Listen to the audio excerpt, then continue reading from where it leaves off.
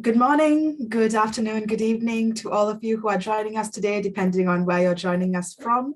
Thank you very much for being here for the next session in our Trade Hub webinar series, Trade and Nature, Trade-offs and Solutions. I'll be your host for today. My name is Amaya Vijay-Singha. I'm a program officer at UNEP-WCMC, and I work on the Trade, Development and Environment Hub. So the purpose of this series is to share the knowledge that we've generated through the project with all of you. And we take a closer look at case studies of how trade, development, and biodiversity interacts and sort of bring you the most pressing issues and challenges, as well as opportunities that are there in that nexus right now. So today's session will discuss the extent to which trade agreements can be leveraged as a mechanism to address deforestation, biodiversity loss, and also other environmental impacts that are generated through this global expansion that we're seeing right now of agricultural commodity production. And we're also going to provide recommendations of how those links between trade agreements as well as biodiversity impacts linked to agricultural expansion can be mitigated and those links be strengthened.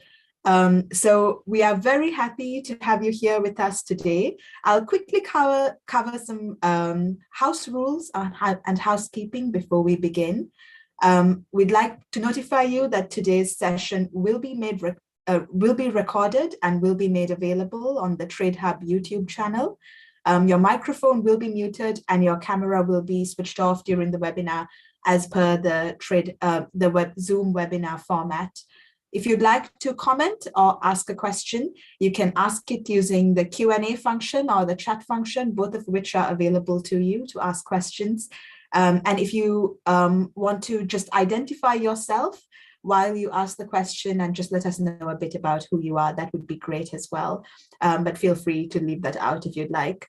If you have any technical issues that you experience during this webinar, you'll see our tech support for today, Laura Mack.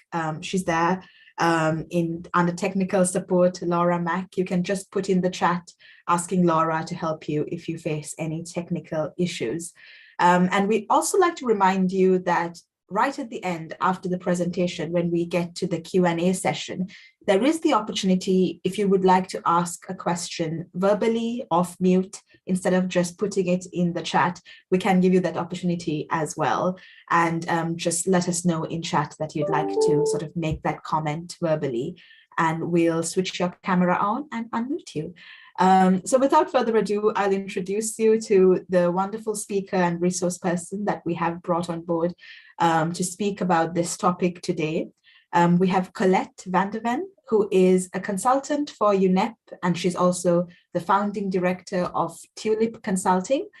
Colette will join us today. I think she's based in Geneva right now, because that's where TULIP, the consulting firm that she founded, is based as well.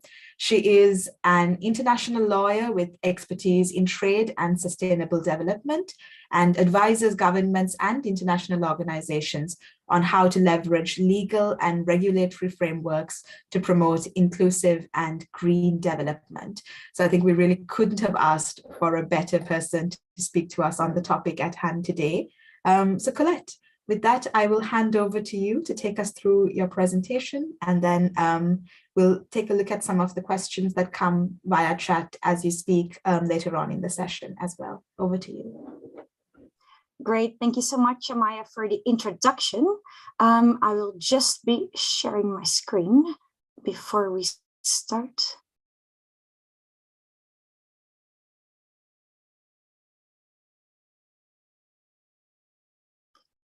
I assume everybody can see this, looking at you, Amaya. Yes, great. Wonderful. Well, hello, everybody. I hope you're using this hour as a nice lunch break in your day, or wherever you are in the world, maybe in the evening or in the morning. Thank you very much for joining, and thank you to UNEP and the Trade Development and Environment Hub for the opportunity. So today we're going to talk about the role of trade agreements to address biodiversity impacts caused by agricultural expansion, particularly. So just in terms of a little bit of background on what the issue is and why this matters, and I'm sure many of you work in these fields and are intimately familiar with this, but the problem is really pressing.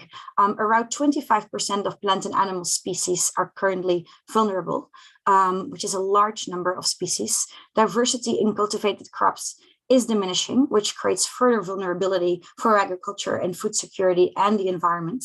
The preservation of biodiversity and ecosystems is extremely important going forward as a planet, as well as to ensure many people's livelihoods, and is therefore also prominently featured in the Sustainable Development Goals. So this is really recognized as an absolutely critical issue to address, and also at the forefront of discussions in the EU. And at the same time, focusing here on the EU is the second largest, or has the second largest deforestation footprint. China's number 1, the US is number 3, and a number of other advanced economies follow. The main cause of trade-related deforestation is the expansion of commercial agriculture. So studies have estimated that around 80% of that trade-related deforestation is actually due to 6 different commodities.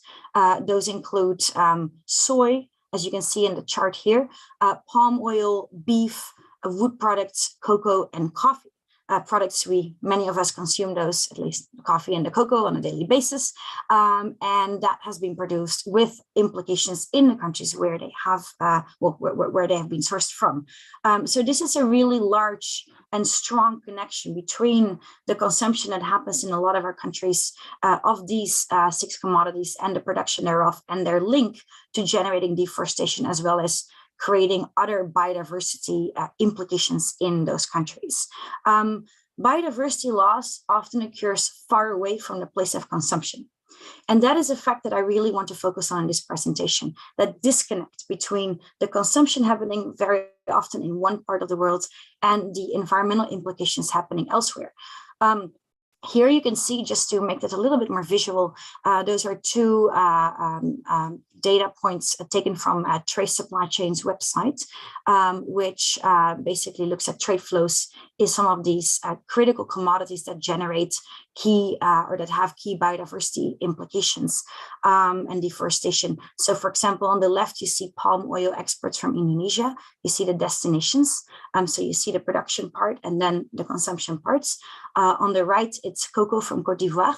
Again, production happens, and a large number of that production is exported, in that case to the US, China, EU, etc.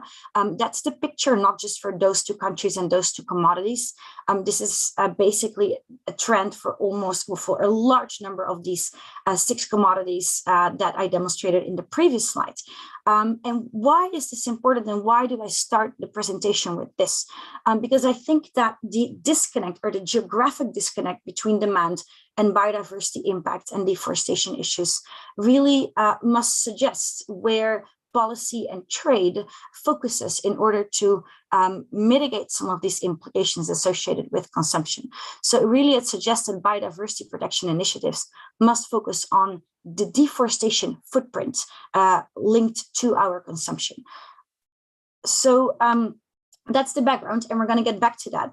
A lot of the discussions right now, at least at the EU, are focusing on doing this through domestic regulation, right? So the EU proposal for a regulation on deforestation-free products has been at the forefront of a large number of policy discussions, papers, debates, as well as politically, is something that is currently very much a priority item on the agenda.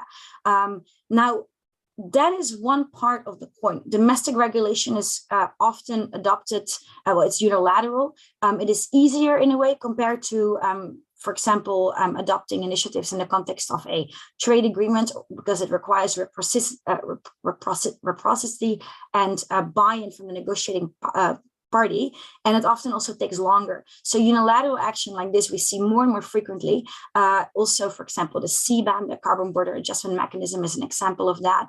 The discussion on mirror clauses is an example of that. So that's one part of the opportunities that countries have to address certain elements associated with the negative biodiversity and environmental implications associated with trade, the consumption footprint. But there's also the other side of the coin, and these are trade agreements. So trade agreements, as I just mentioned, they involve one or more trading partners, and they presuppose buy-in, right? So you need to negotiate the terms of the agreement with the other partner, and this can take very long. So that's in part why we see more of the unilateral, or some of the unilateral action, and a lot of the emphasis on that front right now. But that doesn't mean that trade agreements aren't important or shouldn't be also playing a role to bolster what is happening at the domestic regulatory level. So I really like to emphasize here the importance of ensuring that the approach adopted by the EU in its regional trade agreements is actually linked and complements what is happening domestically.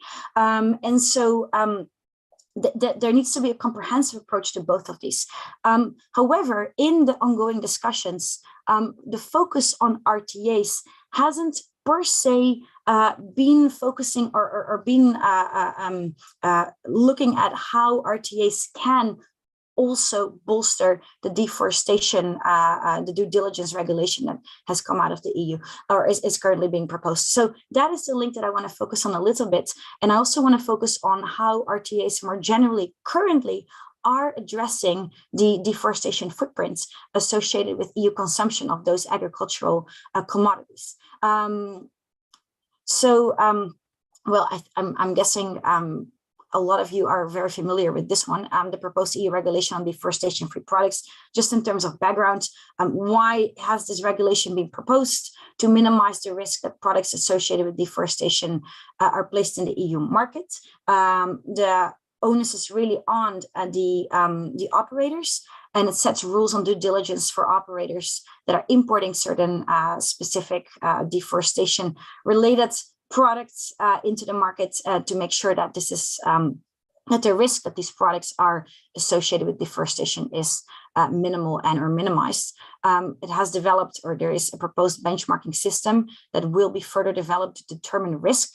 There might be areas with high risk that products imported from these countries are related to deforestation, and there might be countries that have low risk depending on certain variables that are further developed. And the scope, it will focus on a subset of products that are based on a study considered to be of highest risk. So soy, palm, leather, chocolate, furniture, coffee, and a various amount of manufactured goods, both the actual goods and these goods as part of another product. I am not focusing on this, however, in the presentation, but I wanted to just do this so everybody has the full picture of what is already happening right now at the domestic level, right? So that is on that. Now we're going to turn to the second part, regional trade agreements, and how regional trade agreements, what they're currently doing to address the EU's deforestation footprint associated with agriculture, and how this can be improved potentially. So there's three different entry points that I want to focus on in this context. One is references in current regional trade agreements from the EU to relevant multilateral environmental agreements, right? This is one of the approaches that is often adopted as part of the trade and sustainable development chapters of EU trade agreements. And I want to examine a little bit what the relevance is of these agreements for this specific issue. Two, we're going to focus on provisions that promote sustainable forest management in RTAs. And three, ways in which RTAs are incentivizing trade in sustainable products. So going to the first part, the role of multilateral environmental agreements in EU RTAs and how they are and whether they are addressing the EU deforestation footprint. Now, I looked at a number of key agreements that are relevant to biodiversity and or deforestation. So the Convention on Biological Diversity, the Convention on Wetlands, also known as a Ramsar Convention, the International Plant Protection Convention, and the UN Convention to Combat Desertification. There are more, but for purposes of the presentation, I just highlighted these four. Many of them are related to seeking to either conserve biological diversity, such as the Convention on Biological Diversity, or have relevance to deforestation and mitigating deforestation, such as, for example, the Wetlands Convention. The IPPC seeks to preserve biodiversity by containing the spread of pests, so it may not be as directly relevant. And then the UN Convention to Combat Desertification focuses mostly on desertification in the context of mitigating the effects of drought and etc. Right, so it's very much specific also to that. So not all the scope or the scope of these MEAs are not necessarily directly addressing biodiversity loss or deforestation as a result of commodity expansion or agricultural commodity expansion, right? It's relevant, the scope overlaps, but it's not necessarily addressing this specific issue, which, as I mentioned in the first slide, contributes up to 80% of trade-related deforestation, right? So that is, I think, one interesting observation from looking at this. Another interesting observation concerns the fact that the focus on the contracting parties that are members to these multilateral environmental agreements is typically on domestic approaches. So most of these agreements, essentially, by being a party to it, a member commits to engaging in, for example, protection of wetlands, but those are protection of wetlands domestically within a member's territory, right? That is by far the onus of multilateral environmental agreements. Conventional biological diversity is mostly on what happens domestically, domestic biological biodiversity protection. An exception here, or one agreement that goes a little bit beyond that, is the UNCCD, right? So the fourth one on the list here. It focuses both on requiring contracting parties to have national action plans to combat desertification and mitigate the effects of drought, but it also requires developed country parties to support the efforts of the affected developing countries to combat desertification and drought, including through the provision of financial resources, as well as facilitating access to relevant technologies, technical assistance, etc. So that is one where the scope is also beyond. So it also addresses, perhaps somewhat indirectly, the responsibility on other countries, on non-affected countries, as said here, vis-a-vis some of the affected countries.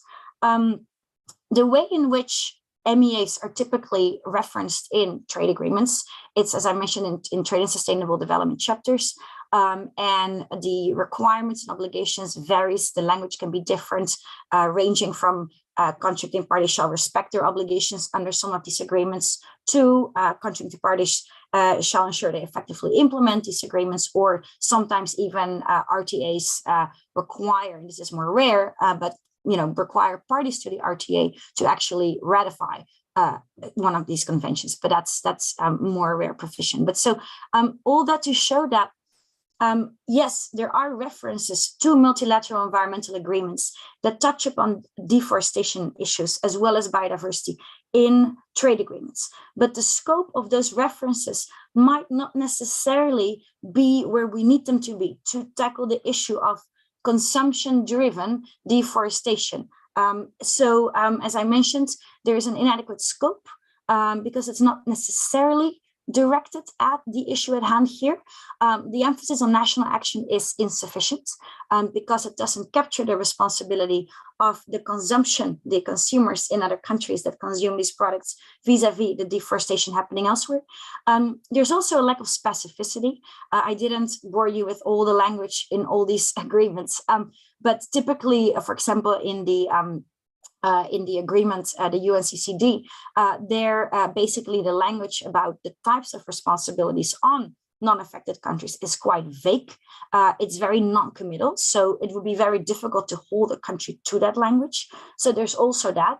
And then there are some implementation challenges. So the trade and sustainable development chapters have, at least up to now, and I'm going to talk later a little bit about some of the proposed updates there, but are not in the EU context subject to, for example, dispute settlement, which has created some potential enforcement issues as well. So there's some weaknesses there that I wanted to highlight in the first part of our RTA analysis. Now, what would be some suggested ways here to address these shortcomings? One, there could be scope to incorporate additional explicit commitments on developed countries, or to that drive commodity-driven deforestation in third countries. So the UNCDD approach could be expanded in RTAs vis-a-vis some of the other issues as well. This wouldn't necessarily have to be part of the MEA itself. This could be expanded upon within the regional trade agreement, right? Depending on the parties involved, depending on the issues involved. Then also there could be a commitment to participate in developing multilateral environmental agreements that actually address this resource consumption and the footprint associated with it. And I'm going to talk a little bit more about that later. But there's a link here also to the EU Circular Economy Action Plan that might give some interesting examples on how to start thinking about it a little bit. And then there would be scope to add additional specificity in regional trade agreements that go beyond the multilateral international, the MEAs. So an example would be EU-Vietnam and the free trade agreements. Actually, there is additional language where the parties expand upon what the obligations mean for complying with Article 15 on conventional biodiversity. So that is another approach whereby RTAs can go beyond and perhaps in a way add some additional value to address existing shortcomings vis-a-vis the issue of addressing the deforestation footprint.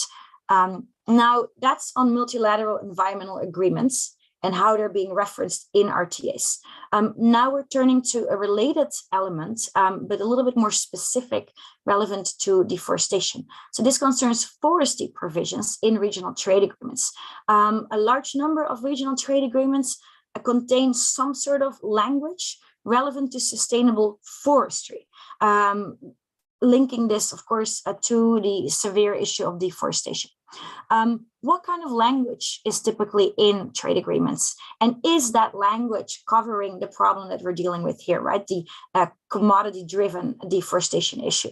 So on the left here in the table, you see some of the provisions, and this is not just taken from EU, this is taken from EU provisions. So for example, some language would say the parties are encouraging trade in forest products from sustainably managed forests and harvested in accordance with the law of the country's harvest.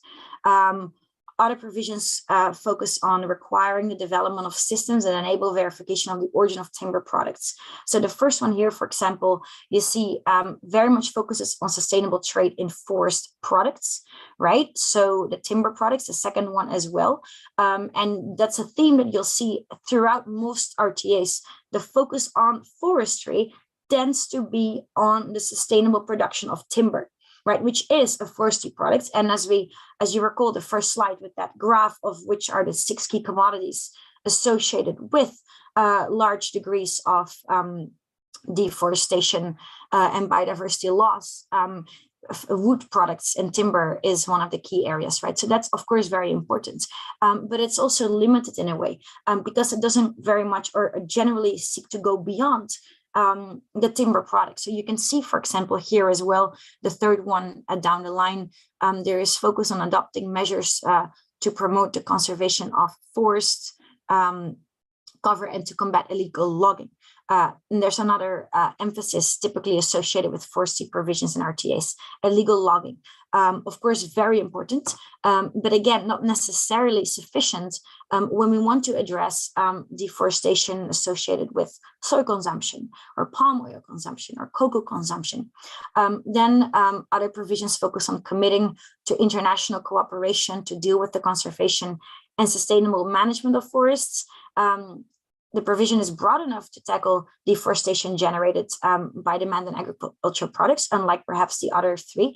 So this is a provision that you see in the CETA agreement, EU-Mercosur. There was a provision there, EU-Moldova and EU-Georgia. So there are some provisions that do have a broader scope, But what you see here also is that it is very, very vague, right? There is just that kind of general commitment. Now, how does that translate in really addressing the deforestation footprint, right, associated with EU consumption? That still takes a number of steps, and this might not be sufficiently or have sufficient teeth to really take care of that.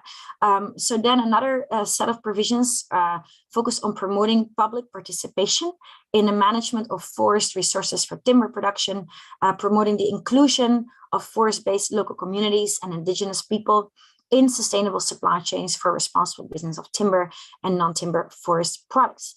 So here you see the focus is again on timber, but here also on the social aspect of it, right? So making sure that indigenous communities that are deriving their livelihoods from these forests and from some of these products are actually not overlooked in the quest for commercialization through trade, right?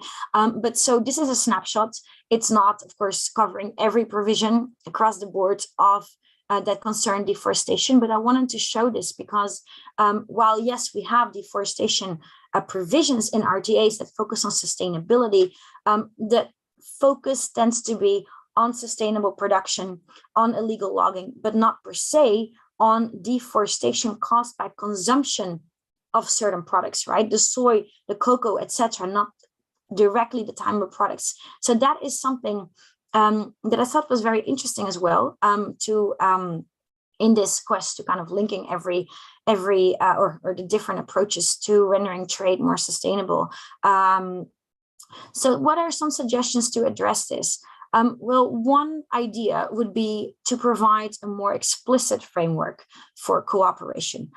So including with reference to specific provisions, objectives, and milestones on the traded commodities between the countries. So, and I'll delve into this a little bit more in detail later in the presentation, but it would go to add a level of specificity to really addressing the problem associated with what we're seeing vis-a-vis agricultural related commodities and their implications on deforestation.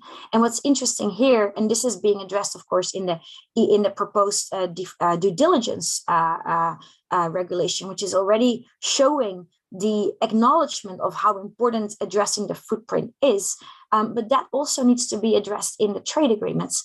And here it would presuppose studies, impact assessments, etc., to understand where some of the key implications are, what products are traded most heavily between different countries, and as a result, where would the focus be vis-a-vis some of those deforestation issues.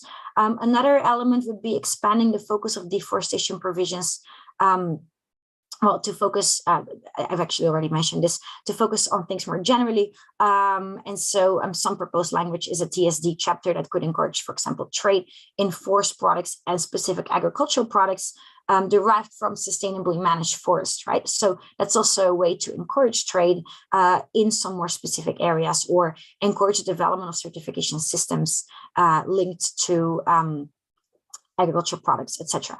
So an interesting example here, while it's not specifically related to deforestation, but is the proposed update to the EU-Chile regional trade agreement, which is a chapter focused on sustainable food systems.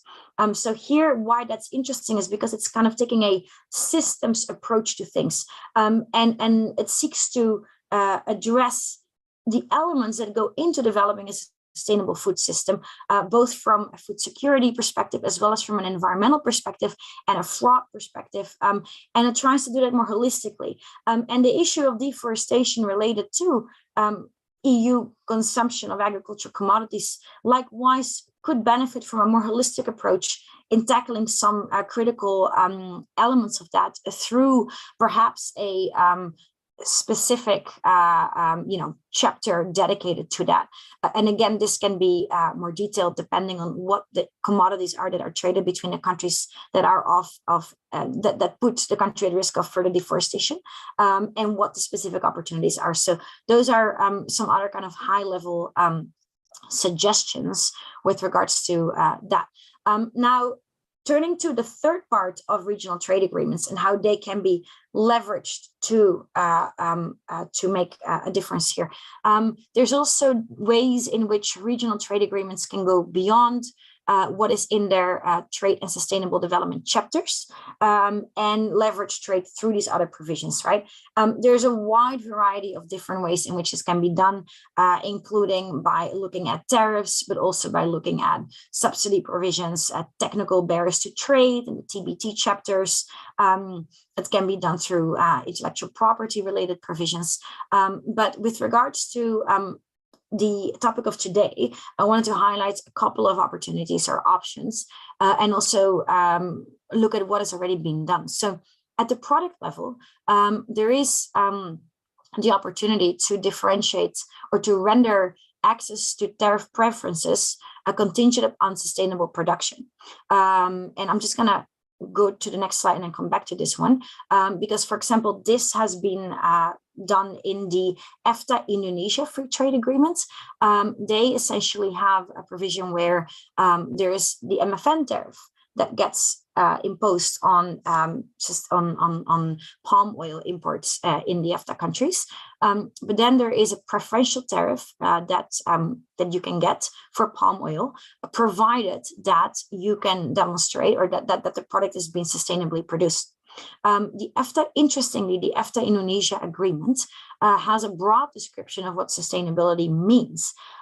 So it refers to effectively applying laws, policies, and practices aiming at protecting primary forests, peatlands, and related ecosystems, halting deforestation, right? Because we saw this was heavily related to that, peat drainage and fire clearing and land preparation, etc. Now, that doesn't really make this practical, right? So it basically wasn't, the agreement as it stands is not sufficient to really make this operational. So now an example of how this has been rendered operational, and some of the challenges here as well, is that the Swiss government, for example, one of the EFTA countries, did a study to identify 4 eligible certification schemes that if the palm oil is certified with one of those 4 schemes, it is considered to be sustainably produced and thereby eligible to receive the preferential tariff, right, on importing this into Switzerland. So they did a study outside the RTA to analyze, well, what schemes are there and what do they do and etc. So I just wanted to show this. They came up with 4 different certification schemes, and existing ones: the Roundtable on Sustainable Palm Oil, the International Sustainability and Carbon Certification, the Indonesian Sustainable Palm Oil, and the Malaysian Sustainable Palm Oil Scheme. And these schemes have different parameters that businesses must be complying with in order to be getting the certification. And one of the criticisms about this approach that came out of that was put forth by the civil society in Switzerland was that actually not all these certifications are sufficiently robust, because they use different parameters in determining whether, for example, deforestation has or hasn't taken place, or in allowing for some degree of deforestation in the production for the product to be certified, right? So, for example, the first one here, the Roundtable on Sustainable Palm Oil, allows forest clearing if legal. Primary forest and high conservation forest should not be cleared, however, for palm oil cultivation. The ISCC does not permit production from primary forests and forests of high biodiversity value, so more stringent. Then the Indonesian Sustainable Palm Oil one permits forest clearance for cultivation upon certain conditions being fulfilled. And the Malaysian one is similar to the Indonesian one. So you can see there are different degrees of requirements that must be fulfilled to get the certification, right? That can be used to say your product has been sustainably produced with minimal deforestation, etc. So that is a challenge in doing this, and in when you go from the concept of, yes, differential, tariffs based on sustainable production, it sounds interesting in, conceptually, but then in practice, it's difficult to really work that out and to really making sure that this has the effects that it desires to have. There are also a number of legal implications to this, which my background, as Amaya mentioned in the introduction, is in trade law. I'm a trade lawyer, but I am not going to go into that. But that's another challenge that must be addressed in further pushing this. So now just going back to that first slide of different ways in which regional trade agreements can be leveraged to advance sustainable production through and limit deforestation. So one is at the product level, which I just demonstrated. Another one would be at the government level. So for example, making tariff preferences conditional upon improvements in, say, different laws and regulations in a country that deal with sustainable production. And this approach was something that the US was exploring when it was still a part to the TPP, the Trans-Pacific Partnership Agreement, and then subsequently it's no longer participated. It's now called the CPTPP. But initially in negotiations with Vietnam, the US was trying to render certain tariff preferences conditional upon Vietnam making certain improvements on workers' rights. So that is a different approach that could be taken, and this could be another way to do it with regards to forestry laws and regulations and sustainable production. Then there is a way to do it through certification and labeling. So this could be, we saw this just now, but RTAs, regional trade agreements, can also directly reference private and public certification schemes and include cooperation provisions on developing these, information provisions to align other countries' practices. It could have equivalence provisions to hinder the fact that different practices and labeling schemes could become trade barriers, etc., etc. So that's a whole other area that is being explored in existing agreements and could be further explored as well. But again, there, one element to highlight in the context of today's presentation is that all the certification and labeling almost exclusively focuses on sustainable production, right? It's about what happened in the production of the process. Did you minimize deforestation? Did you minimize biodiversity risk? Did you comply with the laws of the country? But what it doesn't focus on is consumption. And consumption is the other side of the coin, if not the main driver, ultimately, of deforestation that we're seeing in the countries that are with whom we're trading. It's because of demand that the deforestation related to some of these key commodities is happening. That is not tackled, right, by and large, through trade agreements. Trade agreements, in fact, tend to do the opposite and have the opposite effect. They tend to increase consumption because it makes goods cheaper, etc. So that, I think, is something really important to highlight, especially when we talk about greening trade. It's important we look at what it does as well as what it currently doesn't do, and how that reflects in where we need to go as a society. Now, another element of relevance is technical assistance. This is something that is, of course, very important, especially also in the context of the story of the deforestation footprint. Part of the problem or part of the issues here should require shared responsibility, and not just that the onus of rendering sustainable production and mitigating deforestation is purely on producing countries. There should also be a role, an important role that's played by the consuming countries in tackling these issues. Technical assistance can take different forms. It tends to be used as a very broad kind of catch-all concept to resolve a lot of issues with trade agreements and greening them these days. But the critical element of making technical assistance work is to make it more specific, to make it more tailored, and to ensure that the programs that are being developed as part of this technical assistance umbrella are being developed collaboratively in dialogue with the recipient country. So those are some elements there. So I've already mentioned a number of these in throughout the presentation, but so I'm just going to see if there's anything I should repeat. Well, just to kind of recap, perhaps. So a lot of RTAs focus on sustainable production and put responsibility of rendering production more sustainable on the producing country, right? If you don't get there, you won't have market access to the EU, right? Because of the due diligence deforestation proposal, when that becomes law, but also more generally because of other things. So it's very much on the producing country. Technical assistance is insufficiently specific, and the financial assistance is also lacking to help some of these producing countries to get where they need to be.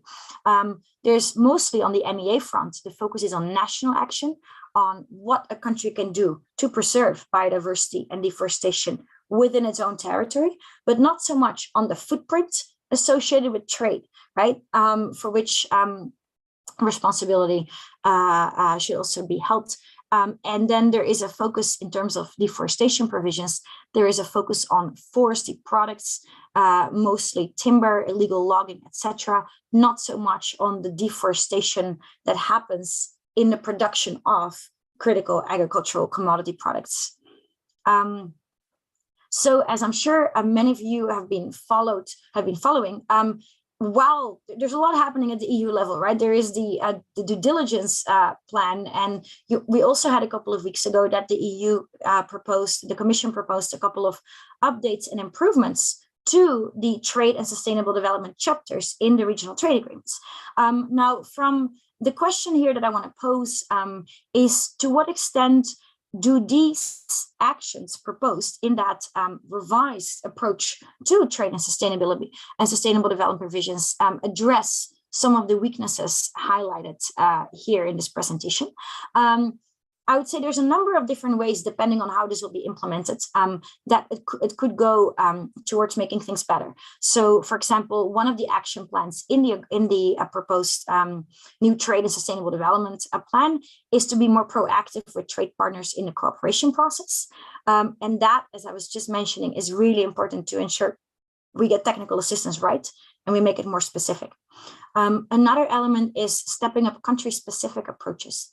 Again, that one is going to be absolutely critical in ensuring that the deforestation footprint related to commodity consumption is addressed. So this would entail, for example, looking at, Indonesia and the palm oil, and then saying, okay, well, specifically related to that issue, where can an agreement that involves Indonesia focus? Where should technical assistance focus? Should there be specific provisions on the palm oil deforestation issue that currently go beyond what is in RTAs? So I think that invites more concrete thinking, which is what required to take this to the next level. Another action point in the updated or in the new approach is mainstreaming sustainability beyond the TSD chapters.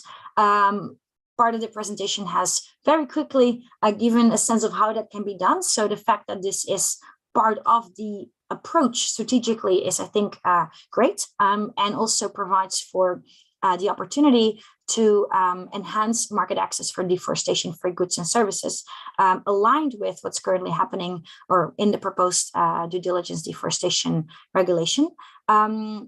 And then very interestingly also and importantly, there is the proposal to enhance enforcement of trade and sustainable development chapters by means of dispute settlement and trade sanctions. So that would render or give these provisions a lot more teeth and make it highlight the importance for countries of really implementing some of the commitments they make under trade and sustainable development provisions. But what would be important here as well is, in addition to this, that the actual obligations in the trade and sustainable development chapters themselves are sufficiently specific. Because if the obligation is basically cooperation on deforestation X, then it will be very difficult to find that obligation has been violated.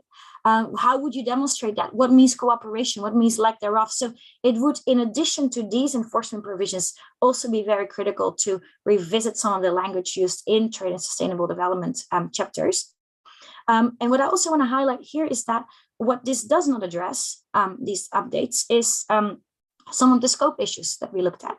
Again, most of these provisions will enhance the role of trade, but in leverage or in incentivizing sustainable production, and in accelerate or in incentivizing trade and sustainable products. It doesn't focus as much on the issue related to consumption, nor does it focus as much on the responsibility, for example, of addressing the deforestation footprint, right? It's still very much, that focus is not there. So there are still some limitations here as well. And what I like to highlight here is the importance, therefore, of really taking a holistic approach to trade and resource management and deforestation and biodiversity, etc. So trade agreements themselves aren't gonna be able to be, or are not sufficient to do this. Trade agreements and the deforestation due diligence regulation is a step in the right direction. But what we also need is more fundamentally addressing the high consumption issue, which ultimately is driving this problem. And that is something that is addressed right now in the EU Circular Economy Action Plan. Well, at least it has noted that the Commission will explore the feasibility of defining what is a safe operating space for natural resource use, and consider initiating discussions on international agreement on natural resource management. So that is part of where some discussions should go to address some of the fundamentals here. And that in turn could become the basis of, for example, developing updated multilateral environmental agreements, have commitments and targets on limiting production, etc., and highlighting responsibility of consumption-driven footprints. So that is another direction that's already being highlighted at the EU level, and that should be developed and explored together with some of the other issues that are more specific, and together with trade agreements as well. So it would be critical to have a comprehensive and holistic approach to ensure that all these elements, or that they get tackled in a more effective way. So this is the last slide, I believe. So we're almost there. So just a couple of final observations to recap. It's important for regional trade agreements to reflect the approach taken in the due diligence deforestation proposal, right? Where we're tackling the agriculture related deforestation impact, which currently is a bit lacking in RTA scope. It's important for RTAs and multilateral environmental agreements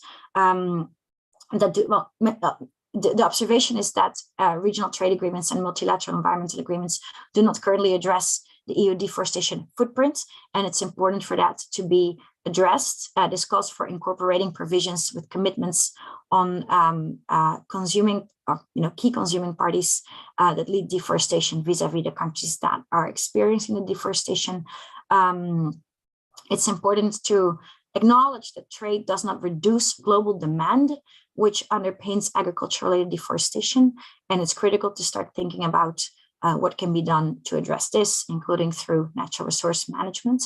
And all of this calls for closer inter-DG collaboration. A lot of the processes are happening in silos, and it's very important that a more holistic approach gets developed that facilitates and enables collaboration on these different issues. And I just wanted to finish with a quote from Dr. Nguyen Tin Hoang from the Research Institute for Humanity and Nature. And this person says that developed countries have strong financial and legal foundations to reduce their deforestation footprints. Conversely, forest protection at the tropics, mainly including poor and developing countries, requires long-term and comprehensive solutions.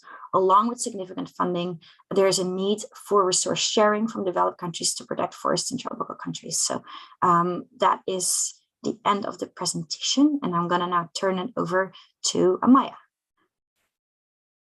Thank you very much, Colette, for that presentation. I mean, you really rapidly took us through a fantastic amount of information about, and very comprehensively laid out those three sections of how trade agreements can be enhanced further to reduce deforestation and mitigate biodiversity impacts as well. I mean, there was a lot of food for thought there. I was just thinking about what you said, really, about how the consumption footprint is never negotiated within trade agreements, or rarely thought about in that way. And if producing countries, for instance, had that ask in trade agreements saying, well, we'll produce it this way, but it also needs to be consumed in this way, what a change it would be. But we do have some questions that are coming in fast, and we have 10 minutes left. So we'll take these questions quickly. I think you already touched on the Circular Economy Action Plan, but we have Diana who's asked us this question about, could the Circular Economy Action Plan address the consumption side of the coin, which you've already said it could actually help address that. But do you want to elaborate on how that would look? Because that's what she's asked. Yes, no, I think that's a great question. And again, touches, I think, upon the importance of linking some of these initiatives that are part of the Green Deal together. Here, I think, we're very much at an initial stage. The Circular Economy Action Plan addresses a number of different things, but I would like to focus on the reference in that plan to an international agreement on natural resource management. And that is, I think, part of where things have to go. There's scope for that. It won't. I know there's criticism by people that would say, well, we have already so many treaties and agreements. The issue is implementation, not another treaty. But it would at least, I think, focus on fundamentally some of these issues and how they're interconnected. And now a little bit off topic, but including, for example, with regards to climate change, we have the Paris Agreement.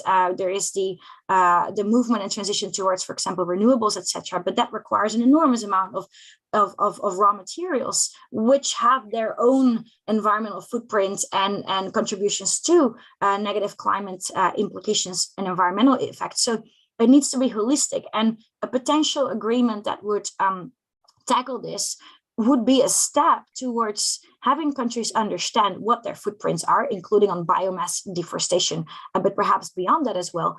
And it would also be a vehicle that could start creating awareness about how all these issues are interlinked, and could set potentially indicators and targets that are more holistic. And those indicators and targets could, and this is of course in an ideal situation, notwithstanding the very complicated political situation that this would that you set out, but could focus on footprint, consumption footprint, and not just material consumption, which is within your territory, to ensure that trade-related implications are addressed. So I think that could be a really interesting approach that must be addressed and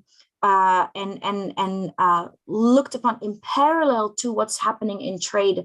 And the trade and green discussion is, of course, very welcoming. And I've worked in trade for 10 years now. And when I started, this really wasn't a focus. It was very siloed. You had UNEP working on trade and the environment, and a few other, WWF, but you didn't have some of the more trade-oriented bodies focusing as much on the environment. The environment was mostly an afterthought, right? But now, including in the WTO, right now, the environment has almost really merged to being a priority issue almost in finding ways to link it. And I think that's extremely positive. But I would say in that discussion, it is important to remind ourselves where trade agreements are limited, what they're not doing. Even if we green the provisions and we stimulate trade in green products, there's a lot of ways in which they're limited because they are stimulating, the capitalist society. So that is an element where I think we should just keep in mind as we do this, and therefore join forces in numerous different directions, including circularity, which tackles resource consumption. Yeah, yes, thank you. Yeah, and we have an interesting question from Jennifer as well. She said, great presentation. Could enforcement of trade agreements be enhanced by allowing individuals and NGOs to raise complaints directly with parties about trade drivers of environmental damage? And she's given an example. Under the US-Canada-Mexico agreement, I understand it is possible to complain about non-compliance with workers' rights at individual factories. And might this work for deforestation too? So an interesting proposition there. Mm-hmm, mm-hmm. Yes, no, exactly. And that is also touching upon one of the action items identified by the Commission as an area for improvement, right?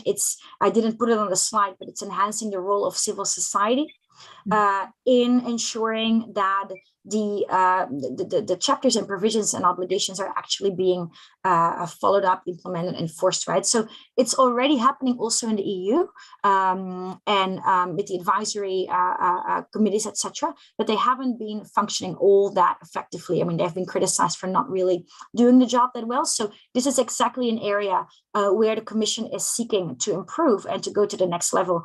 Exactly what that would look like, we'll have to see. But this is exactly one way to do it. In terms of more specifically, workers' rights, the parallel between that and the environment. I'll have to think about that a bit more, but and there's also a question here, I believe, on that ties into this on whether this is easier to do for non-compliance with worker rights. That's Jennifer's question. Yes, exactly. So there might be some differences because in the workers' rights situation, there is, you can often point to kind of an individual or either a law or an individual situation, like for example, in the CAFTA DR Guatemala labor dispute that concerned layoffs of workers that had joined unions and things like that. And there are some very concrete actions that could be pointed to. On the environment, it might be a slightly different situation because it would concern, I'm thinking less perhaps, these individual situations and more generally, how is production happening? What laws are being implemented? How is it being, how is that working? But I do envision a much bigger role for individual civil society, etc., in moving towards implementation. So that's exactly, I think, where the EU is also going. I see. And following up from that, really, we have a question from Jürgen, and I think he's played devil's advocate here in saying, historically, RTAs boost trade among signatory countries. To what extent do you think that including specific provisions addressing sustainability concerns can endanger trade links among countries and sort of disrupt trade relationships?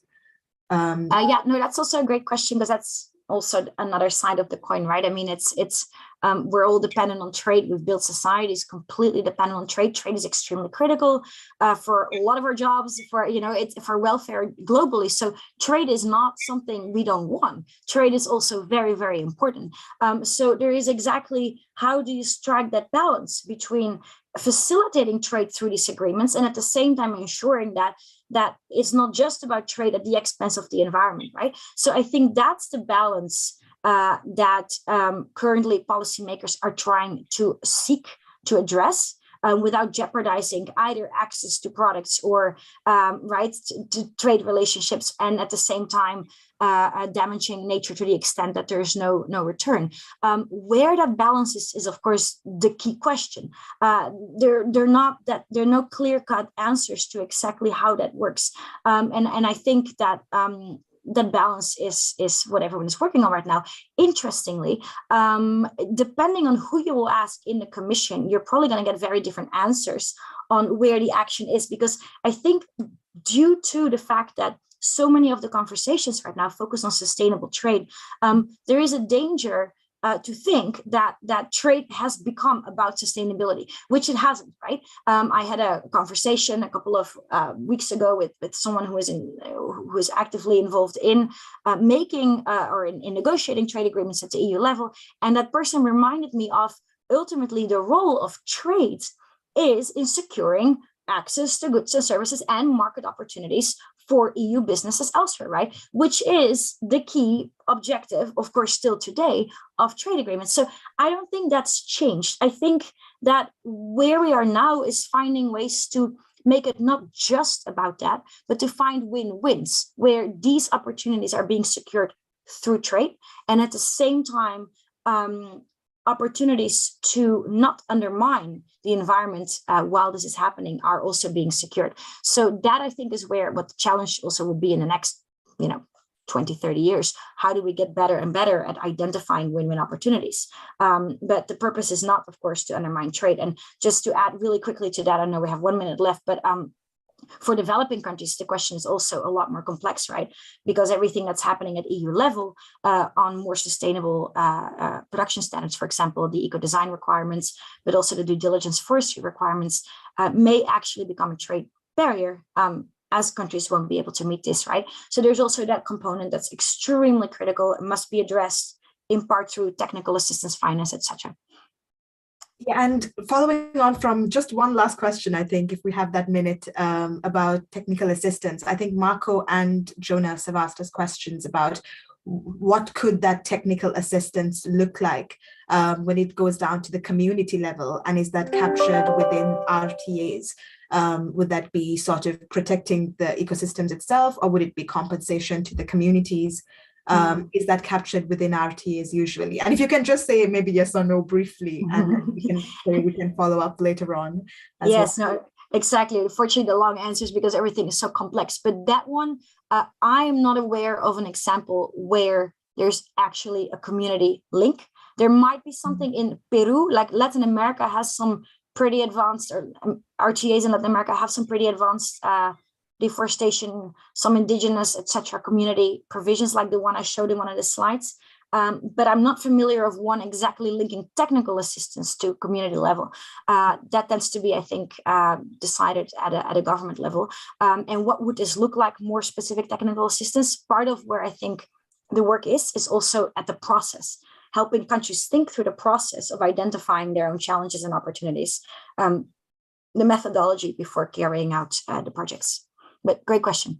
Yeah, thank you. Thank you so much, Colette, for packing all that information into this 1 hour. I think that was absolutely fantastic for everybody who joined in, who wanted to get an understanding of this topic. We continue to work on this topic through the Trade Development and the Environment Hub, including with Colette as a consultant on our project through UNEP.